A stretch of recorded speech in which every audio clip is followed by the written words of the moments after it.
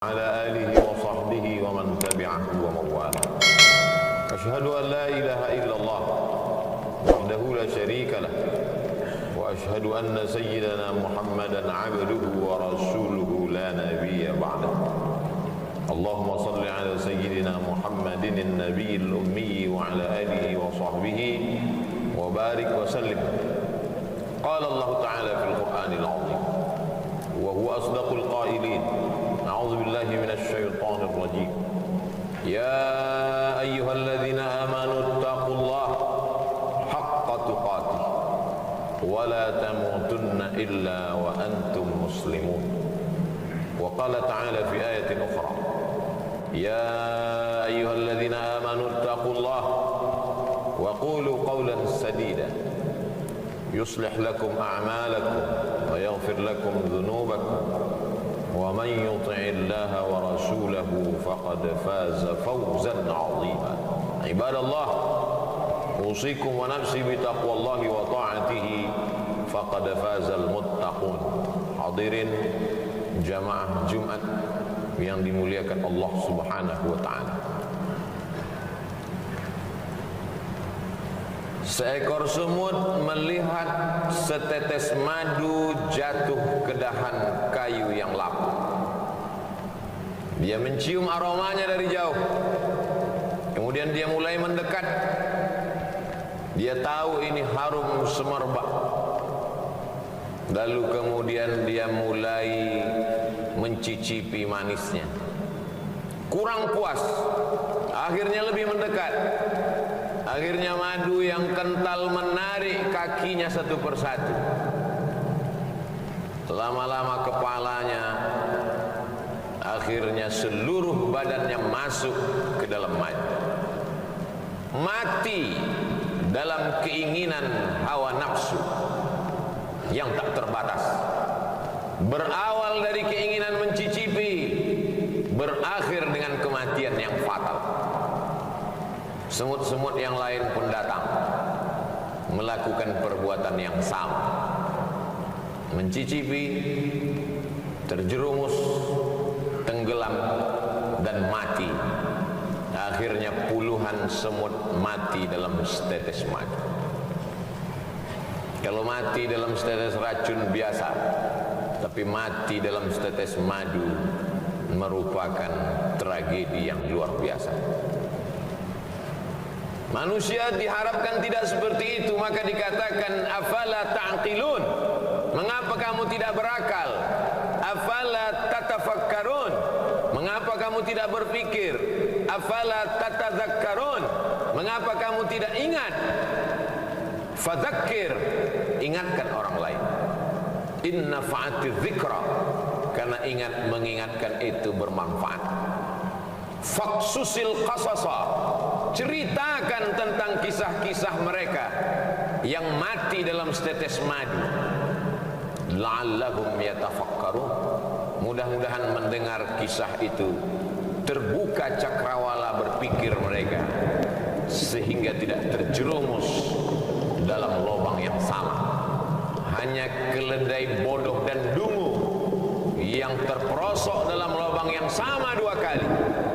Tapi apa mau dikata, malam tak dapat ditolak, untung tak dapat diraih. Kehidupan manusia, sejarah berulang, musim berganti, isi dunia itu ke itu saja. Dulu, ribuan tahun yang silam, ada seorang yang gagah perkasa, 400 tahun berkuasa di atas dunia, dari timur dan barat, di bawah tapak kakinya. Sampai-sampai dia berkata, "Ailahun ghairi?" Adakah Tuhan selain aku? Dia tidak menantang Tuhan, tapi dia berkata, adakah Tuhan selain aku? Allah menghinakan dia dengan cara yang paling hina. Tiba-tiba kepalanya sakit luar biasa karena seekor nyamuk masuk ke dalam lubang hidungnya. Dia pukulkan kepalanya ke dinding, ke tiang, sakitnya semakin parah. Akhirnya dia ambil palu godam, dia pukul kepalanya. Sakit itu tidak hilang. nyawanya lah yang melayang. Akhirnya dia mati. Namrus namanya, Nebukadnezar kata mereka. Dia tertulis sebagai sejarah manusia yang mati dalam setetes madu kekuasaan. Hari berganti, musim berubah. Perbuatan yang sama diikuti lagi dari belahan dunia. Afrika Utara, Mesir, negeri itu bernama, lagi-lagi menantang. Mana Tuhan? Yudzabbihuna abna'ahum, anak laki-laki dia sembelih. Wa yastahyuna nisa'ahum, anak perempuan dia biarkan hidup. Apa yang terjadi? Akhirnya dia pun mati juga dalam setetes madu kekuasaan. Fir'aun, dia berkata, hari berganti, musim berubah, manusia tak mengambil pelajaran. Itu juga yang terjadi. Sesungguhnya memang layak dia disebut sebagai manusia. Diambil dari kata nasya, lupa, tak ingat dari mana dia datang. Dia diciptakan mimmaniyyin yumna, dari air yang hina. Setelah itu dia tegak merangkak, lemah, pandangan matanya sejengkal, kakinya bergetar, merangkak dia jatuh, tegak dia sempoyongan. Tapi begitu dia mulai bertenaga, dia angkuh dan sombong, padahal dia hanyalah setumpuk daging busuk yang akan menjadi santapan cacing tanah. Tapi angkuhnya luar biasa. Subhana man yusabbihu bihi ar-ra'du wa bihamdih. Ketika petir menggelegar, manusia berkata, Maha suci Allah, yang planet-planet pun bertasbih mengagungkannya. Malaikat, wa nahnu nusabbihu bihamdika wa nuqaddisu lak. Untuk apa kau ciptakan manusia ya Allah? Kami akan mengagungkanmu, kami akan memuliakanmu, kami akan mensucikanmu. Allah menjawab, inni a'lamu ma la ta'lamu. Aku tahu, kamu tak tahu. Biarlah ini menjadi rahasiaku. Makhluk itu pun diciptakan, makhluk yang amat sombong, angkuh dan luar biasa. Padahal dia hanya kecil, tak punya apa-apa. Dia tegak berdiri, padahal terdiri dari tulang belulang, daging, lemak, sumsum, kuku, bulu, otak. Jantungnya berdetak karena kudrat dan iradat Allah. Nafasnya berhembus karena pinjaman paru-paru dari Allah. Dia bisa tegak berdiri karena otaknya stabil.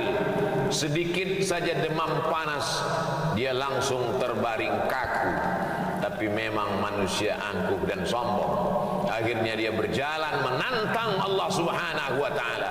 Kalau memang Tuhan itu ada, mana dia? Kenapa dia tidak sanggup untuk membinasakan aku? Inna rahmati sabaqat ghadabi. Sesungguhnya kasih sayangku lebih mendahului murkaku. Azizun, Allah maha perkasa. Ghafur, tapi dia juga maha pengampun. Dibiarkannya makhluk yang sombong itu berjalan di atas muka buminya, menghirup udara miliknya, menghembuskan napas dengan paru-paru ciptaannya. Lillahi ma fis samawati wa ma fil ard. Apa yang ada di langit, apa yang ada di bumi, milik Allah. Semua dia pinjamkan. Tapi manusia yang angkuh, yang sombong, yang merasa diri besar, takabur, tak pernah sadar akan itu semua.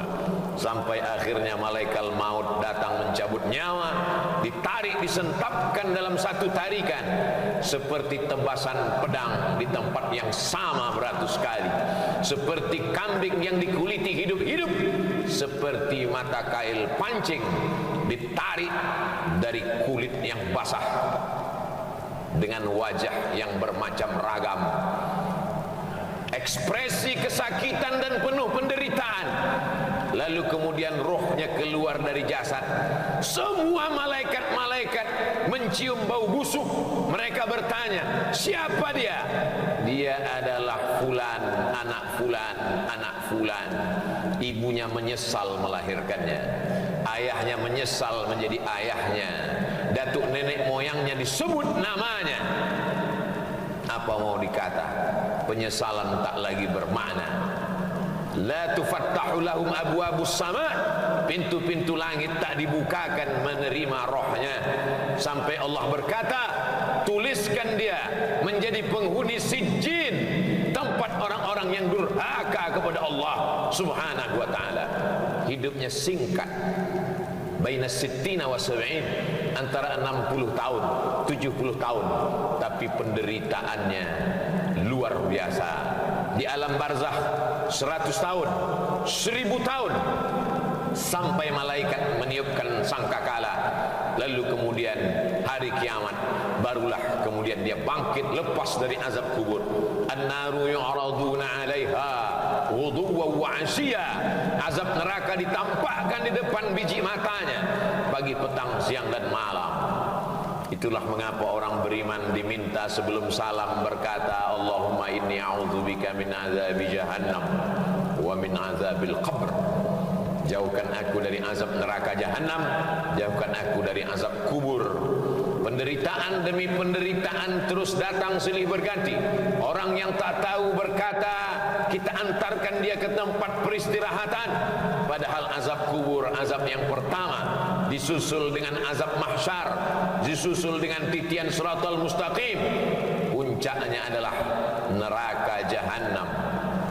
Ketika dia dimasukkan, lalu kemudian malaikat-malaikat bertanya kepada mereka, alam ya'tikum rusulun, apakah belum datang rasul? Sudah datang rasul, sudah datang wali-wali Allah, sudah datang pewaris para nabi, tapi kami tak pernah mau mendengar. Lau kunna nasma'u, andai kami mau mendengar, au naqilu, andai kami mau berpikir sedetik saja, pasti kami akan selamat. Fasuhqan li ashabis sa'ir. Apa mau dikata, tulisan sudah ditetapkan.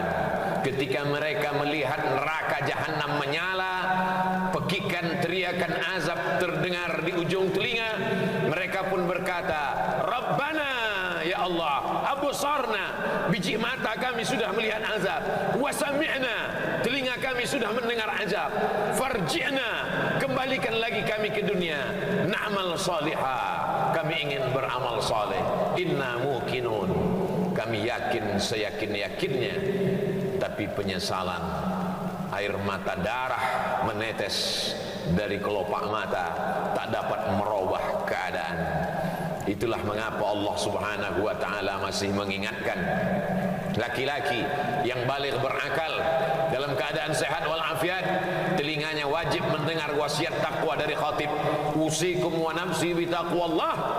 Dengarkanlah, takutlah kepada Allah subhanahu wa ta'ala. Andai kaki pernah melangkah ke masjid, andai tangan pernah mengusap kepala anak yatim, andai akal pikiran pernah berpikir bagaimana menolong rumah Allah, bagaimana menolong agama Allah, bagaimana menolong yatim, fakir, miskin, du'afa, hamba Allah yang teraniaya, andai mata pernah menetes di tengah malam, ainani, dua biji mata, la yamassuhuman nar, yang tidak terkena jilatan api neraka, ainun bakat min khasyatillah, andai pernah terbangun di tengah malam lalu berkata, Rabbana zalamna anfusana wa illam taghfir lana wa tarhamna lanakunanna minal khasirin, andai lidah pernah berkata subhanallah wa bihamdihi subhanallahil azim, andai lidah pernah berkata Allahumma salli ala sayyidina Muhammad wa ala ali sayyidina Muhammad, andai lidah pernah berkata afdalul dzikri fa'lam annahu la ilaha illallah, andai lidah pernah dipakai untuk mendengarkan tausiah, khutbah, nasihat, wa tawasau bil haq, wa tawasau bil haq, andai tenggorokan pernah dipakai untuk menyuarakan amar ma'ruf nahi mungkar, andai jabatan yang dititipkan di ujung jari telunjuk pernah dipakai untuk menolong agama Allah, tentulah hari itu dia akan menolong. Andai pernah dipakai untuk mewakafkan kitab Allah, Iqra'ul Quran, bacalah Al-Quran, fa innahu ya'ti yaumal qiyamah, dia akan datang pada hari kiamat, syafi'an li ashabi, memberikan syafaat pertolongan kepada orang-orang yang pernah membacanya, mewakafkannya, memberikan jabatannya, hartanya, kuasanya, suaranya, ilmunya untuk mencerahkan hamba Allah di atas muka bumi Allah, menolong agama Allah, tapi tak satu pun dari anggota tubuh itu dapat menolong. Maka dikatakan dalam doa Nabi, mat'na bi asma'ina wa absarina wa quwwatina, jadikan pendengaran kami, pandangan mata kami, tenaga yang kau titipkan pada tubuh kami menjadi nikmat. Jangan jadikan dia sebagai azab ya Allah. Sakit bukan azab, karena sakit boleh jadi menghapuskan segala silap salah dan dosa. Susah bukan azab, boleh jadi kesusahan membuat orang taubat, kembali ke pangkal jalan, mengenal Allah subhanahu wa ta'ala. Azab adalah ketika badan sehat tapi tidak ingat untuk beribadah. Azab adalah ketika harta banyak tapi tak pernah terpikir untuk menolong agama Allah. Azab adalah ketika kekuasaan ada di ujung tangan tapi tak pernah dipakai untuk menegakkan agama Allah. Itulah azab di atas azab, karena dia akan ditanya di soal la tus'alunna yawma idzin 'anil na'im faman ya'mal mithqala dzarratin khairan yarah. Sebesar ujung tombak, sebesar ujung mata pisau, sebesar ujung rambut, sebesar tapak kaki semut yang hitam di atas batu yang legam di tengah malam akan dituntut wa ta'ala. Siapa yang membela saat itu? Yauma yafirrul mar'u min akhihi, saudara kandung pun akan lari, wa ummihi, ibu kandung, wa abi, ayah kandung, istri lari dari suami, suami lari dari istri, wa bani, anak-anak dibesarkan, disekolahkan, dikandung 9 bulan 10 hari, disusukan 2 tahun, kaki jadi kepala, kepala menjadi kaki, untuk membesarkannya, untuk menyekolahkannya. Tapi ketika menghadap Allah, mereka pun tak dapat menolong. Yang hanya bisa menolong adalah ayyukum ahsanu amala, hanya amal-amal soleh yang bisa menolong di hadapan Allah. Yauma, pada hari itu, la yanfa'u malun, harta tak berguna, wala banun, anak tak bermanfaat, illa man atallah, kecuali orang yang datang menghadap Allah biqalbin salim, dengan hati yang bersih, bersih dari hasad, bersih dari dendam kesumat, bersih dari sifat ujub, bersih dari angkuh, bersih dari merasa lebih hebat, lebih tinggi, lebih mulia, lebih berkuasa, lebih berharta. Semuanya dia tundukkan di hadapan Allah.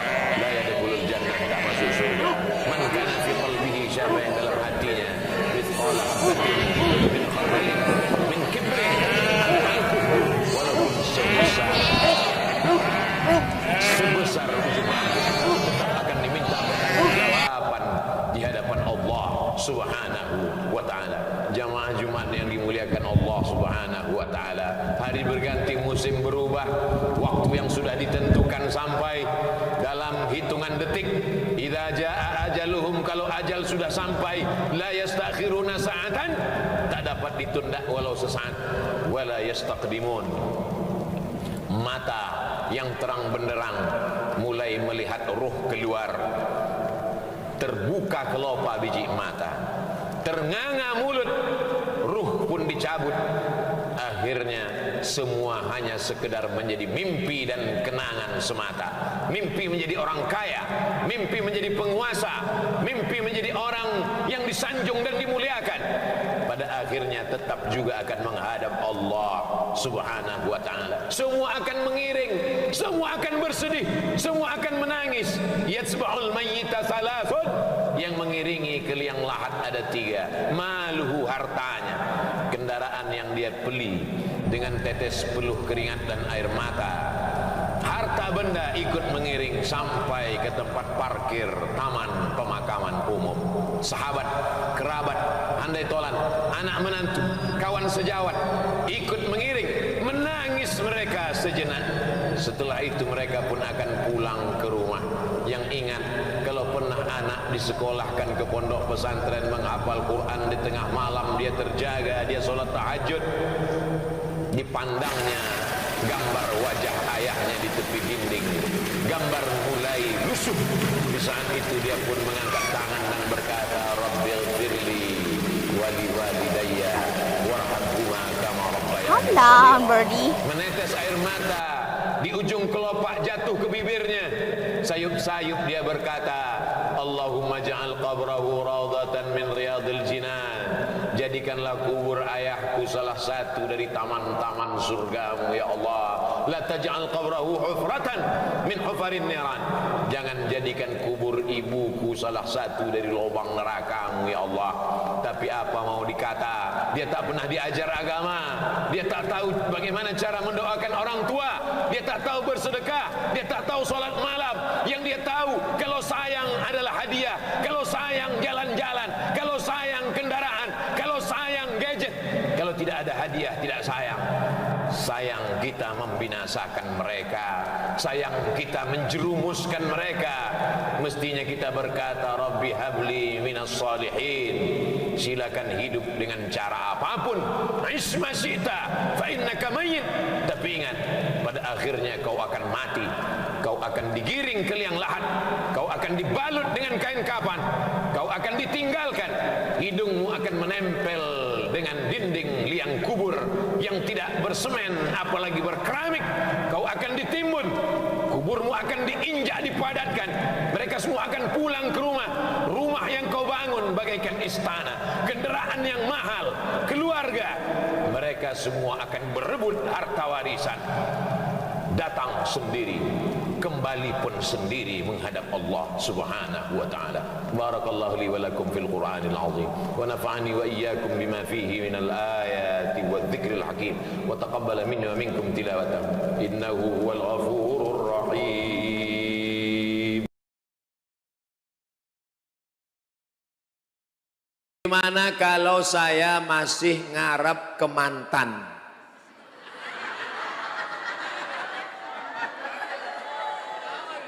Apalah pertanyaan.